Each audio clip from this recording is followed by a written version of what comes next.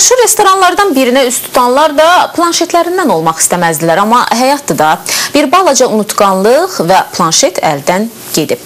Amma yox, məsələ kim unutdu, kim tapdı ilə bitməyib. Sən demə, müşahidə kameraları da burada öz sözünü deyib. Nurlan Rafiqoğlu'nu eşitdik.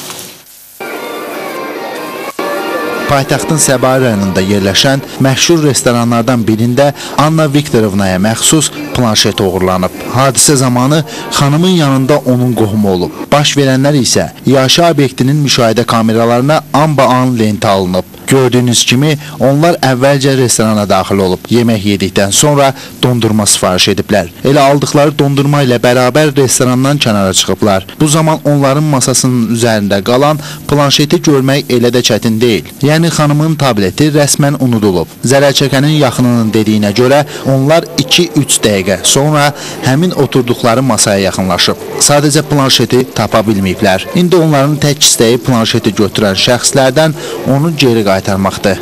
Qayıtdıq, geri gələndə planşet yox idi. Sonra personal müraciət elədik.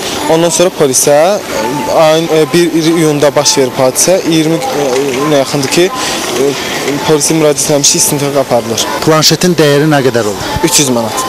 Video görüntülərdə isə maraqlı fakt ortaya çıxıb. Belə ki, müştərilər masanı tərk etdikdən sonra onun üzərində həqiqətən də planşet olub. Stola yaxınlaşan müştəri qismində orta yaşlı xanım və onun ailəsi əvvəlcə sifariş etdiyi qidanı masanın üzərinə gətirib. Sonra baş verənlər daha maraqlıdır.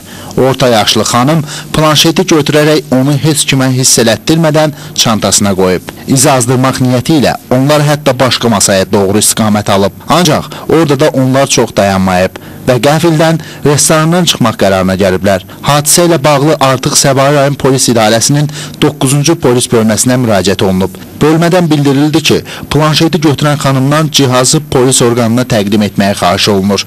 Amma bu da qalır planşeti tapan xanımın insafına.